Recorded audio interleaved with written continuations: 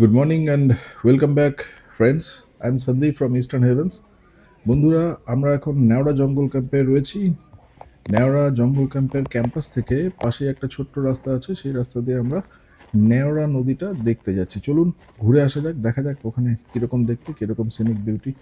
Just campus থেকে বেরোনোর মুখেই দেখুন এখানে লাইভ ওয়্যারের ফেন্সিং দেওয়া রয়েছে, অর্থাৎ রাত্রিবেলা বড় জন্তু জানোয়ার যাতে ঢুকতে না পারে তার জন্য এই লাইভ ওয়্যার দিয়ে এখানে ফেন্সিং করা রয়েছে।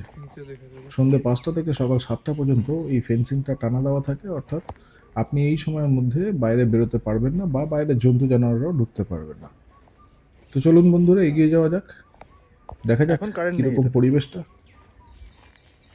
দেখুন বন্ধুরা, যে রাস্তাটা দিয়ে যাচ্ছে একটা মাটির রাস্তা, মানুষের চলাফেরা করতে করতে রাস্তাটা হয়ে গেছে।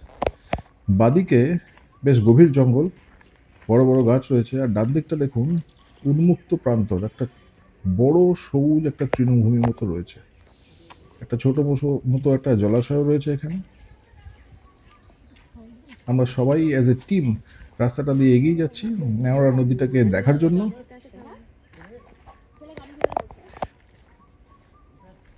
আমাদের ডান দিকে যে তৃণভূমিটা রয়েছে সেখানে প্রচুর গাছপালা তৈরি হয়েছে, বড় গাছ না, সবই ছোট ছোট গাছ, ঝোপঝাড় তৈরি হয়ে গেছে। আমাদের ছোট্ট একটা বন্ধু আমাদের সঙ্গে ঘুরে বেড়াচ্ছে, বেশ সুন্দর সুন্দর কান লেজ নাড়িয়ে নাড়িয়ে লাফিয়ে লাফিয়ে বেশ সুন্দর ঘুরে বেড়াচ্ছে আমাদের সঙ্গে। তো এই যে তৃণভূমিটা দেখুন, এখানে বেশ ঝোপঝাড় তৈরি হয়েছে, গত 5-7 দিন ধরে বেশ বৃষ্টি হচ্ছে। বৃষ্টি হওয়ার ফলে এখানে বেশ ঝোপঝাড় গজিয়ে গেছে। এখন এখানে দেখুন বাদিকটায় প্রচুর বড় বড় গাছ রয়েছে এবং বেশ জঙ্গলটা বেশ গভীর, তার দিকটাও বেশ গভীর, কিন্তু বড় বড় গাছ নেই, অর্থাৎ এটা তৃণভূমি বা গ্রাসল্যান্ড।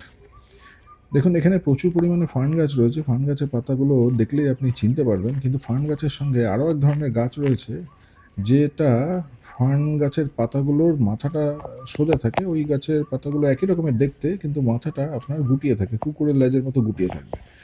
ওগুলোকে বলা হয় ঢেঁকির শাক, বাঙালিদের খুব প্রিয় শাক। এই অঞ্চলে প্রচুর পরিমাণে এই ধরনের শাক পাওয়া যায়। তো বন্ধুরা, কথা বলতে বলতে আমরা প্রায় নদীর ধারে চলে এসেছি। নদীটি মোটামুটি চর পড়ে গেছে, ওই পাশ দিয়ে একটা সরু ফালির মতো জল বয়ে যাচ্ছে, বেশ সুন্দর লাগছে নদীটাকে দেখতে। কিন্তু নদীটার নাম হচ্ছে নেওড়া নদী, নেওড়া রিভার। এই নদীটা হিমালয় পাহাড় থেকে এসছে এবং এসে সোজা নিচে নেমে, অর্থাৎ প্লেন ল্যান্ডে নামার পরে সোজা গরুমারা ফরেস্টের মাঝখান দিয়ে বয়ে যাচ্ছে। অর্থাৎ এই নদীটার ওই পাশেও যেমন জঙ্গল রয়েছে, এই পাশটাও তেমন জঙ্গল রয়েছে। আপনাদের হয়তো আগেই বলেছি যে আমরা নেওড়া জঙ্গল ক্যাম্পে রয়েছি, নাইট স্টে করেছি। এই নেওড়া জঙ্গল ক্যাম্পটা হচ্ছে পশ্চিমবঙ্গ সরকারের ফরেস্ট ডিভিশনের একটা অংশ, এবং এটা মোটামুটি জঙ্গলের মধ্যে 8-10 কিলোমিটার গভীরে গিয়ে এই অ্যাকোমোডেশনটা রয়েছে। তো বেশ একটা থ্রিলিং ফিলিং হয় এখানে থাকলে, বিশেষ করে সকালে এবং সন্ধ্যেবেলা। আমাদের এখানে দুটো ছোট ছোট বন্ধু খুব সুন্দরভাবে লাফিয়ে লাফিয়ে ঘুরে বেড়াচ্ছে, আমার পায়ের ডান দিক দিয়ে বাদিক দিয়ে লাফিয়ে লাফিয়ে ঘুরে বেড়াচ্ছে, আমাকে হাঁটাচলাও করতে দিচ্ছে না। মাঝে মাঝে মনে হচ্ছে পায়ে পাড়া পড়ে যাবে বোধহয়। যাই হোক, ওরা খেলছে, খেলুক, ছোট বাচ্চা, এই বয়সে খেলাটা ভালো।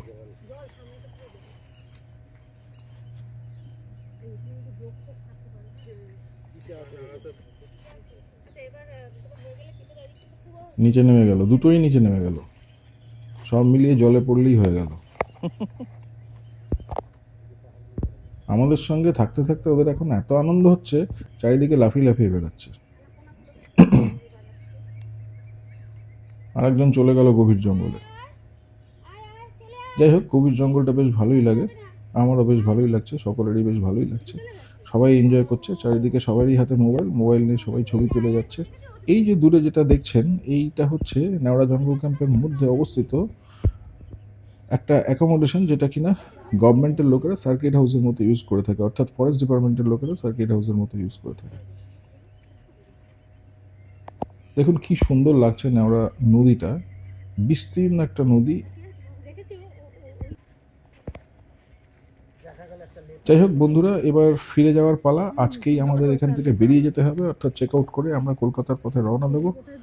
আমরা XUV 500 নিয়ে এখানে এসেছিলাম, এখন ওই গাড়িতে করেই আবার ফিরে যাব।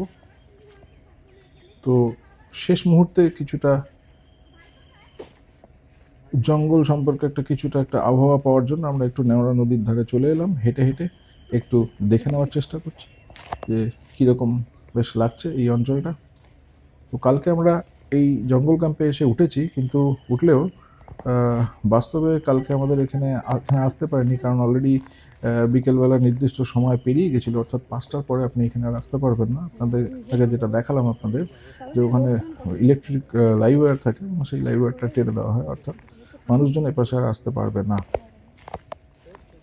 তো আজকে সকালবেলা 7টার পরে ওটা খুলে গেছিলো এবং এখন আমরা এলাম। এখন মোটামুটি টাইম হচ্ছে 8:30।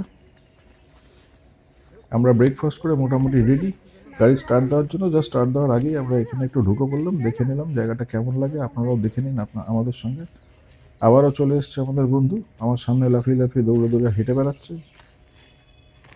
প্রচুর এনার্জি, এই বয়সে এনার্জি থাকাটা ভালো, হয়তো আপনাদেরও ছিল, আমারও ছিল।